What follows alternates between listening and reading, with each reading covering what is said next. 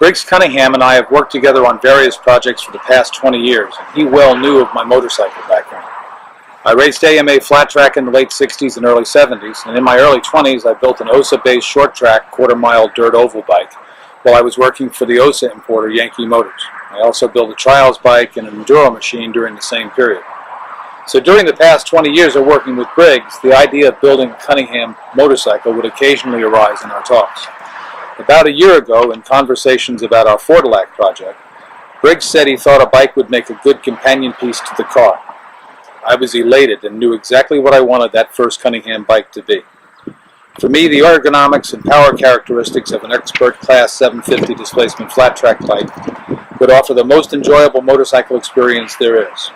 Light, agile, with a broad torque curve, and a comfortable riding position, a half-miler is the best entertainment a real enthusiast could hope for. Done properly, which we think we have, this bike is ideally suited to canyon carving, day trips, and the periodic cleansing of your cardiovascular system. 3. So here it is. This is the first Cunningham motorcycle. 330 pounds, just under 70 horsepower. In effect, this is a mid-1970s AMA Class C expert half-mile flat track.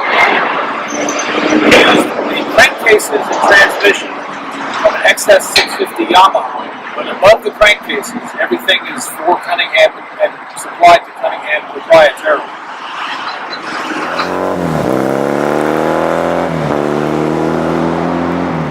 The reason to use the half-mile flat tracker as a basis for a street bike is pretty simple. The ergonomics, the seating position, the low seat height, the handlebar shape are very, very comfortable. The bikes are extremely agile, and the power-to-weight ratio is phenomenal. If this was a Harley-Davidson, for example, it would have to have about 140 horsepower to have the same power-to-weight ratio. We fitted it with a GPS speedometer, which has the function of recording 0 to 60 times in quarter-mile times. We did retain the electric start feature. I personally felt that was important. And the bike is fitted with Brembo brakes front and rear, which are phenomenal.